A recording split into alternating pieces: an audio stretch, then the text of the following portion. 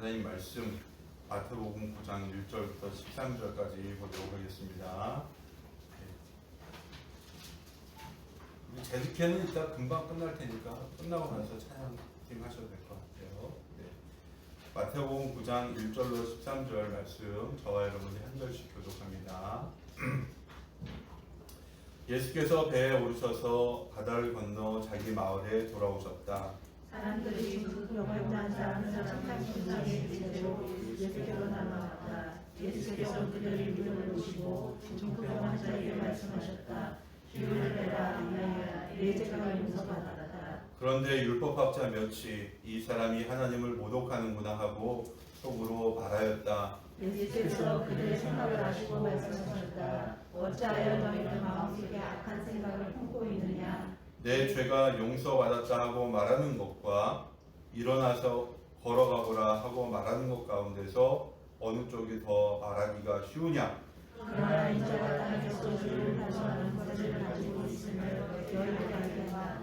그리고 예수께서 중풍병 환자에게 일어나서 내 책상상으로 가져오시고 돌아가시니 그가 일어나서 자기 집으로 돌아갔다. 우리가 이 일을 보고서 두려움에 사로잡히고 영원한 사람에게 주신 하나님께 영광을 돌렸다. 예수께서 거기에서 떠나서 길을 가시다가 마태라는 사람이 회관에 앉아있는 것을 보시고 말씀하셨다. 나를 따라오너라. 그는 일어나서 예수를 따라갔다. 예수께서 집에서 음식을 드시는데 많은 세리와 세리가 와서 예수와 두 제자들과 자리를 가셨다. 바리새파 사람들이 이것을 보고 예수의 제자들에게 말하였다. 어찌하여 당신네 선생은 세리와 죄인과 어울려서 음식을 드시오? 예수께서 그 말을 들으시면서 말씀하셨다. 건강한 사람에게는 의사가 필요하지 않으나 병든 사람에게는 필요하다. 다 같이 너희는 가서 내가 말하는 것은 자비요 희생 제물이 아니다 하신 말씀이 무슨 뜻인지 배워라. 나는 의인을 부르러 온 것이 아니라 죄인을 부르러 왔다. 아멘. 할렐루야.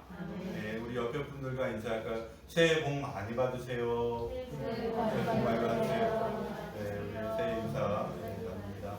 네, 너무 좋습니다. 반갑고 감사합니다. 저는 지난 설날 당일에 우리 이제 아이들과 함께 서울 상암동에 있는 노을공원에 다녀왔어요. 노을공원 캠핑장 있는데 옆에 하늘공원, 또 옆에 노을공원이고 하여튼 여기 이제 노을공원 갔는데요. 제가 이제 서울에 살 때 우리 아이들 데리고 아주 자주 가던 곳이라 이제 설날에 그냥 갔어요. 그랬더니 이제 사람이 진짜 없더라고요.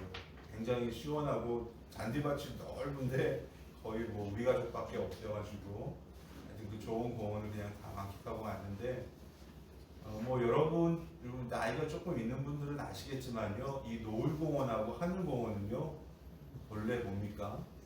쓰레기장이죠. 쓰레기 하치장. 난지도 쓰레기 하치장이었어요. 서울 시민들 또 그 인근 주민들이 사용한 모든 쓰레기가 이 난지도에 모였어요. 거의 한 20년 정도 이 쓰레기장으로 쓰였을까요? 그래서 제가 뭐 한 청년 시절만 해도 그 근처를 지나가면요, 이 악취 때문에 머리가 띵할 정도였어요. 냄새가 너무너무 심해가지고 그 근처 지나가는 것도 힘들었습니다. 그런데 그 쓰레기장, 그 쓰레기 더미 위에 뭘 했습니까? 흙을 덮고 그리고 공원으로 꾸며놨어요. 근데 흙만 덮는다고 해서요 그냥 공원이 되는 건 아니에요. 거기에 저절로 뭐 나무가 자라고 뭐 그러잖아요. 노력을 좀 해야 돼요. 그리고 이 노을공원하고 하늘공원을 진짜 공원다운 공원으로 만들기 위해서 두 가지 작업을 했어요. 이게 뭐냐면 이 공원 이 옆으로 밑으로 지하로 깊이 한 60m 정도 차수벽을 만들었어요. 그래서 쓰레기 더미에서 나오는 이 오염된 침출수가 한강으로 바로 빠져나가지 않고 이 안에서 한번 정화 과정을 거친 다음에 아주 고농도의 정화 과정을 거친 다음에 한강으로 흘러가서 악취가 나지 않게 했고, 또 이 공원 중간중간에 뭐가 있냐면요, 이 메탄가스 포집 시설이 있어요. 그래서 여기서 가스를 모은 것은 바로 옆에 있는 지역 난방공사로 보내서 거기서 이걸 가지고 난방 연료로 사용을 하게 만들어놨어요. 그러니까 물을 잡고 가스를 잡으니까 더 이상 악취가 밖으로 나가지 않죠. 그래서 지금은 정말 수많은 시민들이 즐길 수 있는, 여가를 즐길 수 있는 그런 아름다운 공원으로 탈바꿈했습니다. 그냥 내버려두면 환경 재앙인 쓰레기 샀는데 친환경 공원으로 이제 바뀐 거예요. 시민들이 휴식도 하고 난방 에너지도 없고 굉장히 귀한 일이죠. 여러분, 우리가요 살아가면서 누구나 마음속에요 쓰레기 더미가 있어요. 이 쓰레기를요 그냥 내버려두면 큰 문제가 됩니다. 우리 마음속에 있는 쓰레기는 어떻게 해야 돼요? 이거 처리를 해야 돼요. 그럼 어떤 식으로 처리를 할 것이냐? 두 가지가, 첫 번째는 용서, 두 번째는 감사예요. 우리는 이 용서와 감사를 통해서 내 마음속에 있는 쓰레기 더미를요 해결해낼 수 있어요. 특별히 오늘 본문 말씀을 통해서 우리를 용서하여 주심으로 온전케 하시고 또 우리에게 새로운 삶의 길을 열어주시는 우리 주님을 만나게 됩니다. 우리를 죄악 가운데서 구원하여 새 삶을 살게 하신 정말 우리 주님의 용서하심을 깨닫고 또 주님께 감사하는 저와 여러분이 되기를 주님의 이름으로 축복합니다. 그러면 본문 첫 번째 교훈 볼까요? 시작! 용서가 치유입니다. 사람들이 중풍병 환자 한 사람을 침상에 누인 채로 예수께로 날라왔다. 예수께서 그들의 믿음을 보시고 중풍병 환자에게 말씀하셨다. 기운을 내라 아이야, 내 죄가 용서받았다. 아멘. 지금 예수님은요 우리가 지지난주에 살펴보았지만요 가다라 지방에서 귀신 들린 사람을 고쳐주시고 그리고 다시 배를 타고 이 돔동네 가버나움으로 건너오셨어요. 근데 예수님이 배 타고 가버나움으로 오자마자 사람들이 중풍병자를 데리고 왔는데 이 사람이 어떻게 왔어요? 자기 혼자 스스로 올 수 없으니까 사람들이 어떻게 했다고요? 그렇죠. 침상채로 그들을 옮겨서 예수님께 데리고 온 거예요. 그러니까 이 침상채로 온 거 보니까 이 사람이 몸이 아주 지금 뭐예요? 굉장히 불편한 상태예요. 자기 혼자 이렇게 예수님께 걸어오지 못할 정도로 굉장히 지금 하여튼 연약한 가운데 있는 그런 사람입니다. 그러면 왜 사람들이 이렇게 몸이 불편한 이 중풍병자를 예수님께 데리고 왔을까요? 왜? 뭐 하려고? 그렇지. 예수님한테 고쳐달라고 데려온 거 아니에요? 고쳐달라고. 이 사람은 온전히 좀 할 능력이 주님께 있으니까 이 사람 하여튼 데리고 온 거예요, 예수님한테. 근데 예수님이 이 중풍병자를 보시고 나서 하신 말씀이 조금 의외의 말씀이에요. 기운을 내라, 아이야, 내 죄가 용서받았다. 고쳐주심을 바라며 주님께 왔는데 주님이 하신 말씀은 기운내, 내 죄가 용서받았어. 이 말씀이란 말이죠. 그 후에야 이 율법학자들과의 논쟁을 거쳐서 내 침상을 거두어 집으로 가라 그랬어요. 그러니까 너 이제 내가 너를 명하면 너 일어나라 뭐 이런 너 그냥 뭐 일어나서 가면 돼. 그러니까 이 곳 자체가 뭐예요? 예수님의 이제 치유의 메시지인 거죠. 너 이제 고쳐졌으니까 그냥 가라. 이제 이 말씀인데 왜 예수님은 이 사람을 이렇게 치유하시기 전에 먼저 뭐부터 선포하셨어요? 용서부터 말씀하셨고 내가 너를 용서해. 내 죄가 사함받았다. 내 죄가 용서받았다. 예수님이 치유를 선포하기 전에 먼저 이 용서 받았다라고 말씀하신 것에는요 굉장히 큰 비밀이 있어요. 비밀이라기보다 오늘 말씀의 핵심이 바로 여기에 있어요. 치유보다 용서가 먼저라는 거예요. 진짜 치유를 받으려면 뭘 받아야 돼요? 용서가 됩니다. 그래서 이 마음속의 쓰레기, 이 죄의 문제가 해결이 돼야 된다는 거예요. 성경은 이 중풍병자가 어떤 죄를 저질렀는지는 얘기하지 않아요. 그 사람이 그쵸? 예수님이 너 용서받았어 그랬는데 너 무슨 죄 용서받아? 이런 얘기 안 하거든요.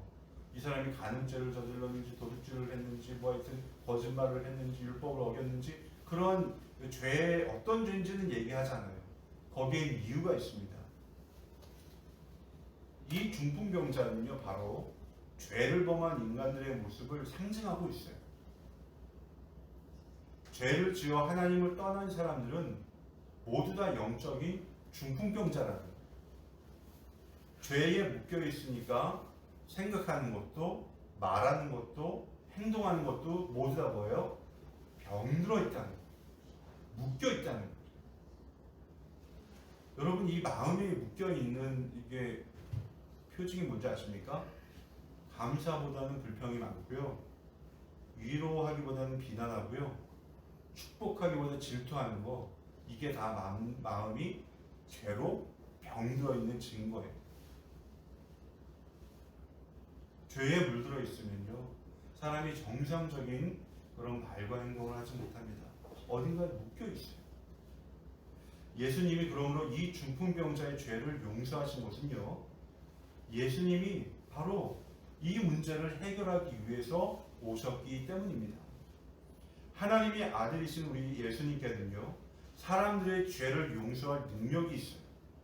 이 죄를 용서함으로 영적인 중풍병에 걸려있는 사람들을 고쳐주시고 자유롭게 하실 능력이 우리 주님께 있어요. 그래서 우리 주님은 이 중풍병자의 병을 치유하시기에 앞서서 먼저 그의 죄를 용서하심으로써 그에게 들려있는 영적인 중풍병을 치유하시고 그의 육신의 중풍병까지 고쳐주신 것입니다. 그러므로 용서가 곧 치유이고요. 용서를 통해서 회복이 일어나는 것입니다. 우리 예수님은요, 죄를 용서하실 수 있는 능력이 있는 하나님이십니다. 그러니까 죄인들이 용서를 받으려면 어디로 가야 돼요? 그렇죠. 용서하시는 주님 앞에 오면 돼요. 다른 게 필요가 없어요. 그냥 주님 앞에 오기만 하면 됩니다. 주님 앞으로 오는 것 자체가 바로 용서받을 수 있는 길입니다. 다른 길은 없어요. 성경은 하나님을 떠난 것이 곧 죄라고 가르치고 있어요. 하나님을 떠나 내 마음대로 살았던 것이 바로 죄인 것입니다.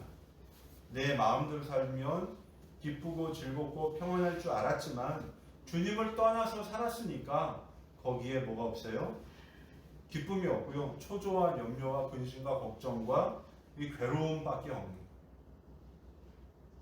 이런 우리의 죄, 하나님을 떠나서 내 마음대로 살다가 걱정과 근심 가운데 살아간 이런 우리를 불쌍히 여기셔서 우리 주님이 오셔서 우리의 죄를 용서하시고 우리를 자유롭게 하시고 우리의 병을 치유하신 것입니다.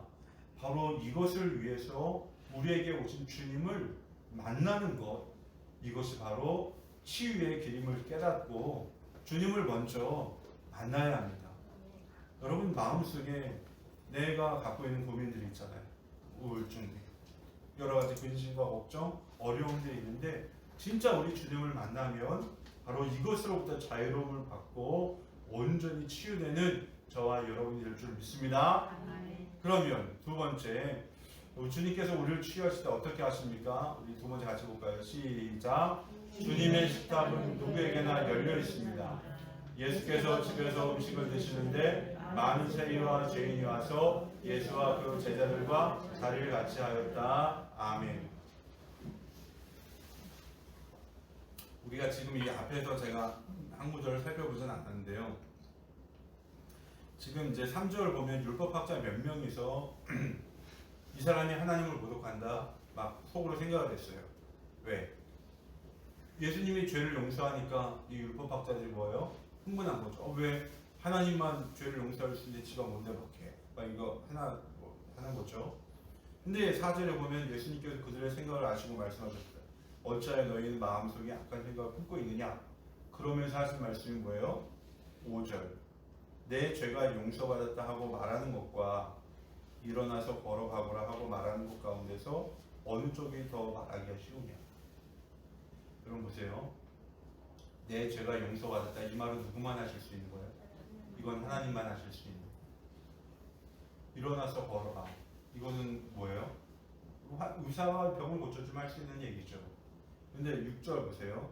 그러나 인자가 땅에서 죄를 용서하는 권세를 가지고 있다.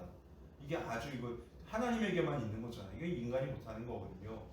내게 바로 이 죄사함의 권세가 있다는 것을 뭘 통해 보여주냐? 중풍병자를 치유하는 사건을 통해서 보여준다는 거예요. 이 중풍병자가 일어나서 걸어가면 너희들 내가 하나님의 아들, 죄사함의 권세가 있는 사람이라는 것을 이제 좀 깨달아라. 이런 뜻이에요. 그리고 나서 예수님이 어떤 일을 했냐면요. 이 마태복음의 저자인 마태를 제자로 부르십니다. 죄인 중에 죄인이 누구예요? 세리잖아요. 당시에. 이 세리를 자기의 제자로 부르시는 거예요. 우리는요, 밥을 먹을 때 아무하거나 먹지 않아요. 같은 식탁에 앉아있다는 것 자체가요, 친밀함의 표시입니다. 그런데 예수님처럼 인기를 끄는 유명한 사람이 당시 사회의 공공의 적인 세리, 그리고 누구에게나 죄인 취급을 받는 그런 사람들과 함께 밥을 먹는다는 것, 음식을 먹는다는 것이요, 이건 유대 사회에서는 상상도 할 수 없는 일이었어요. 그러나 주님은 그런 것을 아랑곳하지 않고 세리는 물론 죄인들과도 식탁을 함께 하셨어요. 친교의 식탁을 나누신 거죠. 이런 이유 때문에 바리새인들은 예수님을 향해 뭐라고 했냐면 먹기를 탐하고 죄인들의 친구다 그랬어요. 죄인의 친구라는 건 뭐예요? 너도 죄인이야. 예수도 죄인이라는 거죠. 이렇게 평가를 내렸습니다. 예수님이 이 세리와 그리고 죄인들과 함께 식사를 한 이유가 있어요. 그 이유는요, 잃어버린 양을 찾기 위함이었어요. 여러분, 잃어버린 양을 찾으려면 어디로 가야 돼요? 양이 있는 곳으로 가야 돼요. 잃어버린 양이 자해발로 목자를 찾아올 수 없어요. 왜? 잃어버렸잖아요. 길을 잃어버렸잖아요. 목자를 잃어버렸잖아요. 그러니까 누가 가야 돼요? 목자가 가는 게 맞아요. 목자는 양을 찾아가야 돼요. 찾아가서 데리고 와야 돼요. 그게 목자의 자세입니다. 선한 목자 되신 주님은 잃어버린 양, 곧 죄인들이 있는 곳으로 찾아가서 그들과 함께 음식을 드시고 그들의 친구가 되어주시고 그들의 구세주가 되어주신 거예요. 잃어버린 사람들이 있는 곳에 가신 이유입니다. 여러분, 잃어버린 양을 찾는데 세상의 평가가 무슨 소용이 있습니까? 목자의 사명은 양을 돌보는 것, 잃어버린 양이 있다면 찾아가 구원하는 것이 목자의 사명이니까 우리 예수님은 뭐예요? 잃어버린 양에게 찾아가신 거예요. 저 역시 잃어버린 양들을 찾으러 다니는데요. 벌써 오랜 시간 만난 분도 있고요. 최근에 만난 분도 있고요. 어떤 분들은 복음을 향해 마음이 많이 열려있는 분도 있고요. 여전히 닫혀있는 분도 있고 마음은 열렸는데 형편이 안 돼서 못 오시겠다는 분도 있고 하여튼 좀 이렇게 사정이 생겨서 못 오시는 분도 있고 오늘랑 저랑 약속을 했는데 못 오시는 분도 있고 하여튼 저는 사람을 가리지 않고 만나려고 하는데요. 아직 제가 이게 부족한 점이 많아서 모든 사람하고 교제하는 그런 경제까지 못 간 것 같아요. 그러나 정말로 영혼을 구원하려면요, 가슴에 복음을 가지고 잃어버린 사람들이 있는 곳에 가야 돼요. 우리는 믿지 않는 분들하고 같이 살아갑니다. 누구나 주위에 믿지 않는 분들이 있어요. 이분들의 마음을 열려면요, 다른 게 없어요. 예수님의 사랑과 예수님의 생명이요, 우리를 통해 흘러가면 돼요. 이 사랑과 생명이 우리 안에 있으고 우리 안에서 흘러나가면요, 이것이 필요한 분들이 모여들게 돼 있어요. 찾아오게 되어 있어요. 그게 바로 복음을 전하는 자의 모습입니다. 그러나 이 예수 사랑과 예수 생명이 없이 그냥 입으로만 복음을 전하면요, 이 열매를 맺을 수는 없어요. 소린 요란해도 우리가 어디로 가든지 누구를 만나든지 예수의 사랑과 예수의 생명이 흘러가도록 우리가 그렇게 해야 돼요.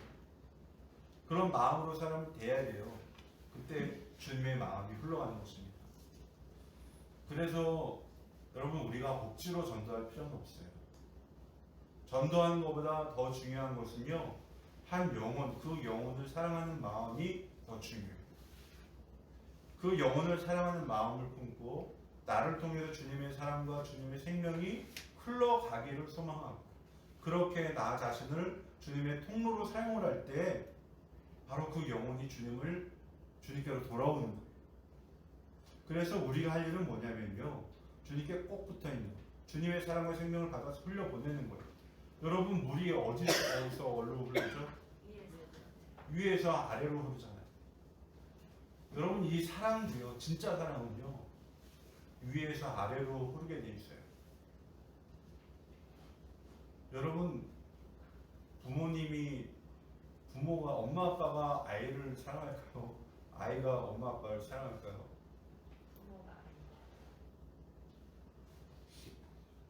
그냥 말 안 해도 아시겠죠? 근데 이게 어느 순간이 지나면 이게 조금 역전을 하는 것 같아요. 근데 그때가 되면 이제 너무 늦은 때죠. 네. 사랑은 위에서 아래로 흐르게 돼 있어요. 아무래도 부모의 사랑이요, 아이들의 사랑보다 커요. 왜? 부모는 모든 걸 다 줄 수 있죠. 부모니까. 이처럼 우리 하나님의 사랑도 뭐예요? 낮은 곳으로 흘러, 낮은 곳으로. 안 되는 사람, 뭔가 부족한 사람, 연약한 사람, 병든 사람, 뭔가 문제가 있는 사람, 그런 사람, 죄인들에게 흘러가게 되어 있어요. 그 사랑이 흘러가는 곳마다 사람이 살아나고, 또 생명이 살아나고, 영혼이 치유되고 회복된 역사가 나타나는 것입니다. 그래서 우리가 소망할 것은, 주님, 나는 사랑의 통로가 되게 해주세요. 예수 생명의 통로가 되게 해주세요. 그렇게 기도하고 고백하는 저와 여러분이 되기를 주님의 이름으로 축복합니다. 마지막으로 같이 봅니다. 시작. 사랑하여 살려주는 것이 주님의 뜻입니다. 예수께서 그 말을 들으시고 말씀을 하셨다. 건강한 사람에게는 의사가 필요하지 않으나 병든 사람에게는 필요하다. 너희는 가서 내가 바라는 것은 자비요 희생 제물이 아니다 하신 말씀이 무슨 뜻인지 배워라. 나이는 의인을 부르러 온 것이 아니라 죄인을 부르러 왔다. 아멘. 여러분, 세상 사람들이 모두 다 건강하다면요, 없어지는 직업이 있어요. 뭐가 없어질까요? 그렇죠. 의사 약사 없어지겠죠. 다 건강한데 의사가 무슨 소용이 있습니까? 세상 사람들이 다 질서와 규칙과 법을 잘 지켜. 그러면 누가 없어질까? 그렇죠. 경찰관 없어지겠죠. 근데 우린 지금 다 필요하죠. 근데 이걸 거꾸로 생각을 해두면요, 여러분, 의사한테 필요한 사람은 누구예요? 환자예요. 환자에게는 의사가 필요하듯이 의사에게는 환자가 필요해요. 우리 예수님에게는 예수님은 구세주로 오셨잖아요. 그러니까 예수님은 누구에게로 가는 거예요? 죄인에게 하시는 거예요. 이게 주님의 마음이에요. 그래서 교회는 뭡니까? 교회는요, 죄인이 찾아와서 의인이 되는 곳이 교회예요. 그러니까 교회에는 누가 있어야 돼요? 죄인이 찾아올 수 있어야 교회. 진짜 주님의 몸이죠. 그래서 이 교회에 뭔가 문제인 사람들이 있어요. 괜찮아. 그게 정상이에요. 그렇지만 이 사람들이 거기 그 상태에 머물러 있는 것이 아니죠. 예수님을 만남으로 말미암아 회복이 되고 치유가 되면 되는 거예요. 그래서 건강한 교회는요, 새 생명이 태어나는 기쁨이 있어요. 여러분, 생명이 태어나려면 여기 이제 아기 낳은 엄마들 많이 계신데요. 생명이 그냥 아이가 엄마 뱃속에 10달 동안 있다가 어느 날 갑자기 쑥 하고 나와서 엄마 저 나왔어요 이렇게 얘기하나요? 그렇게 세상에 태어난 분 있나요? 아무도 없어요. 아기가 태어나려면요, 산모 또 아기 다 죽을 과정을 거쳐서 아기가 태어나는 거예요. 죽다 살아나는 그런 어려움을 겪으면서 한 영혼이, 한 생명이 세상으로 나오는 것입니다. 여러분, 이게 영적인 원리도 마찬가지예요. 한 영혼이 예수님을 영접하고 새 사람이 되는 게 그냥 쉽게 되는 게 아니에요. 어떤 사람은 그냥 큰 갈등이 없이 순적하게 예수님을 영접하고 믿는 것처럼 보이는 사람도 있어요. 그렇지만 그렇게 보이는 것 뿐이지 그렇게 되기까지 오랜 기도와 준비 과정이 있었어요. 반드시 있어요. 어떤 사람은 지독히 힘든 과정을 거쳐서 예수님을 영접하기도 해요. 그러나 일단 주님을 영접하고 새 사람이 된 후에는 모두 하나님의 자녀가 되어서요. 그에게 주어진 은혜와 복은 모두 동일합니다. 하나님의 자녀에게 주어지는 축복은요, 똑같아요. 누가 더 많이 받고 누가 덜 받고 없어요. 우리를 구원하여 주시고 새 생명을 주시고 영생을 주신 은혜는요, 모두 동일하게 받는 것입니다. 어떤 사람들은 좋은 교회란 좋은 건물과 시설을 갖추고 또 사회적으로도 성공한 사람들이 많이 모이는 교회를 좋은 교회라고 생각을 하는 분들도 있어요. 그러나 예수님이 생각하시는 좋은 교회의 기준은 성경이 이야기하는 좋은 교회의 기준은 조금 달라요. 진짜 좋은 교회는 어떤 교회냐면요. 한마디로 얘기해서 예수님을 만나야 될 사람들이 찾아오는 교회가 좋은 교회예요. 왜? 그 교회에 생명이 있기 때문에 그런 거예요. 그리고 그 교회를 찾는 이들마다 예수님을 믿고 새 사람이 되는 교회가 바로 주님이 기뻐하시는 좋은 교회인 것입니다. 저는 우리 참교회가 우리 주님이 기뻐하시는 좋은 교회인 줄로 믿습니다. 네. 우리 성도들이 우리가 정말 힘을 합쳐서 주님의 몸을 풍성하게 만들고 주님을 기쁘시게 하는 삶을 감당해야 되잖아요. 근데 볼 때 사람이요, 그냥 교회에 왔다 갔다 한다고 해서 그냥 변하는 건 아니에요. 근데 보니까 그래요. 시간이 필요해요. 그리고 올바른 방법이 있어야 돼요. 그게 뭐냐면, 저는 사람이 새롭게 되는 기별을요, 요즘 어디서 보냐면요, 사랑과 감사에서 봅니다. 이 사람은 사랑해주는 만큼요, 감사하게 되어 있고요. 그리고 감사하는 만큼 성숙하게 되어 있고요. 그리고 성숙한 사람이 또 감사하게 되어 있어요. 이게 사랑을 받아서 감사하고 감사함으로 성숙하는, 이게 선순환이 일어나게 되어 있어요. 그리고 성숙한 사람이 된 이후에는 진정한 사랑을 실천하게 되어 있어요. 제가 지난 12일 설 명절에요, KBS 다큐원이라는 프로그램에서 감사가 뇌를 바꾼다 라는 프로그램을 보았는데요. 우리 교회 밴드에도 올려놨어요. 한번 여러분 기회 되면 보세요.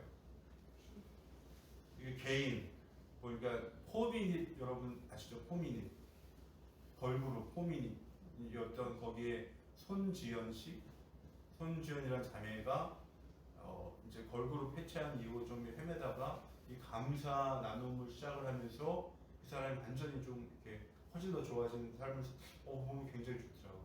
개인적인 거. 근데 가정에서, 또 학교에서, 기업에서, 심지어 군부대에서, 저 강원도에 있는 어떤 한 군단이요, 군단 전체가 감사 나눔을 해요. 야, 그래서 한 장병이 딱 들어오면은 노트를 하나 줘요. 이게 제대할 때까지 여기에 계속 뭐예요? 감사 기록하고 그리고 다 제대하는 거예요. 벌써 몇 년째 해야 돼. 그러면서 아이들 뭐가 줄어요? 자살률이 줄어들고, 탈영하는 거 줄어들고, 군대에서 사고가 줄어들고. 야, 근데 보니까 참 놀랍더라고요. 여러분, 이 감사 나눔을 통해서 뇌가 어떻게 돼요?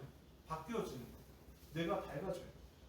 이 감사 나눔 뇌가 긍정적인 방향으로 바뀌고, 긍정적으로 바뀐 뇌가 더욱더 활발히 움직인다는 것을 이런 실험과 실제 사례를 통해 보여주었는데요. 제가 굉장히 그걸 보고 은혜를 받았어요. 감동을 받았어요. 우리가 제대로 감사를 하려면요, 막연히 할 것이 아니라 대상을 정해놓고 하면 훨씬 더 효과가 있어요. 제일 먼저 주님에게, 그 다음에 누구에게? 가족에게, 그 다음에 누구에게? 주위 사람들에게, 성도들에게, 목장 식구들에게, 또 나의 일터의 동료들에게 우리가 감사하기 시작하는 거예요. 그러면요, 하면 할수록 어떻게 되어 있습니까? 풍성이 있게 되어 있습니다. 제가 한 1, 2주 전부터 좀 기도하는 거 있었어요. 뭘 가지고 기도했냐면요, 이 목사, 너 한번 1년 일만 감사해봐라. 이런 마음을 주시는 거예요. 그래서 하나님 너무 많아요. 어떻게 만 개를 하나요? 막 이런 마음을 그래서 조금 우리 아까 집사람한테도 물어보고 내고 할 수 있을까? 뭐 이렇게 좀 혼자 생각을 해보기도 하고 여러 가지 좀 고민을 하다가 제가 이제 제 어제 그저께 이제 새벽기도 끝나고 나서 이제 묵상하고 기도하는데 하나님 딱 이러는 거예요. 네가 지금까지 자라면서 만났던 사람들, 했던 일들, 읽었던 책들, 보았던 영화들, 다녔던 학교, 군생활했던 모든 너의 삶의 모든 거 지금까지 네가 50년이나 살았는데 50년 동안 너 일만 감사 못하겠냐 이런 마음을 탁 주시는 거예요. 그래서 제가 순종했어요. 하나님 정말 시작하겠습니다. 그래서 얼마나 걸릴지는 모르겠어요. 근데 그냥 뭐 오늘 돈가스 주셔서 감사합니다. 뭐 이런 식으로 말고 하나하나 좀 세밀하게 감사할 내용을 좀 기록하면서 제가 소망하는 게 하나 있어요. 제가 굉장히 부정적이고 어두운 사람이거든요. 여러분한테는 좀 밝게 보여도 정말 내 마음이 내 뇌가 싹 바뀌었으면 좋겠어요. 정말 긍정적이고 밝고 활기차고 나를 만나는 사람마다 좀 어떤 에너지를 팍팍 가져가는 그런 사람으로 내가 예수의 사람으로 내 가슴을 복음을 가진 사람으로 하나님 좀 나를 바꿔주세요. 이런 마음 이런 결단이 내 안에 막 용서좀 치더라고요. 하나님 한번 그러면 내가 주님을 의지하면서 한번 해보겠습니다. 하나님 어떤 변화를 일으키실진 전 모르겠어요. 그렇지만 하나님 반드시 이 일을 통해서요 저와 여러분 우리 참교회에 귀한 일들을 행하실 줄로 믿습니다. 그래서 여러분 저의 감사 나눔이 은혜가 되신다면 여러분도 한번 도전해보세요. 10감사, 100감사, 뭐 1000감사 한번 다 해볼 수 있잖아요. 물론 여러분 시간도 좀 부족할 거예요. 시간도 부족하고 하고 싶은 것도 있고 해야 될 것도 있을 거예요. 그렇지만 정말 우리가 새로워지고 내 인생이 바뀐다는데 우리가 도전해볼 수 있지 않겠습니까? 사랑하는 여러분, 저는 이 감사와 또 이 용서를 통해서 우리가 주님을 만날 수 있다고 믿습니다. 그리고 바로 그게요, 내가 예수의 사람이 되는 거예요. 아까 처음에 말씀드렸죠. 내 마음속에 쓰레기 더미는요, 우리가 주님을 만남으로 그 다음에 또 내가 뭐함으로 용서함으로 내 마음속에 쓰레기 더미를 뭐 할 수 있어요? 그렇죠. 바꿔낼 수 있어요. 그 전에 쓰레기였는데요. 용서와 감사가 내 마음에 들어오면요. 이 쓰레기가 자원이 될 수 있어요. 놀라운 변화를 일으키는 역동적인 능력이 여기서 나올 수가 있어요. 여러분, 그래서요. 이제 말씀을 정리합니다. 용서가 치유의 시작이에요. 그래서 이번 한 주간 살아가면서요. 내가 용서할 수 없는 사람 한 명 정하시고 한번 용서를 선포해보세요. 내가 누구누구를 주님의 이름으로 용서합니다. 일주일 동안 한번 반복해보세요. 그리고요. 여러분 교회는 모든 사람을 위하여 열려 있어야 되잖아요. 그러니까 우리의 마음도 열어서 직장 동료라든지 주위의 친구들이라든지 누구에게나 주님의 사랑이 필요한 사람에게 주님의 사랑 우리가 한번 어떻게 흘려보내봤으면 좋겠어요. 마지막으로 우리가 할 수 있는 것은 무엇입니까? 감사. 내가 하루에 하나라도 정말 감사하고 주님 올려드리는 거죠. 밴드를 통해 나누셔도 좋고 카톡을 통해 하셔도 좋고 아니면 일장에 기록을 하셔도 좋고 마음속에 아침에 하루 일어나면서 하루 일과를 시작하면서 감사도 좋고 어떻게든지 우리가 이 감사를 실천하면 내 마음속에 빛이 임하고 그것이 내 영혼을 새롭게 하고 우리의 인생도 바꾸게 될 줄로 믿습니다. 용서와 사랑과 감사 실천하는 저와 여러분 되기를 주님의 이름으로 축복합니다. 거룩하신 아버지 하나님 감사와 찬양과 용서 영광 올려드립니다. 오늘도 우리에게 주신 귀한 말씀을 통하여 우리가 어떻게 살아야 될지 다시 한번 깨닫습니다. 용서하게 하여 주시고 사랑하게 하여 주시고 감사하게 하여 주시옵소서. 그리하여 하나님 나라를 경험하는 우리 참교회 가족들이 다 되게 하여 주옵소서. 예수님 이름으로 기도합니다. 아멘.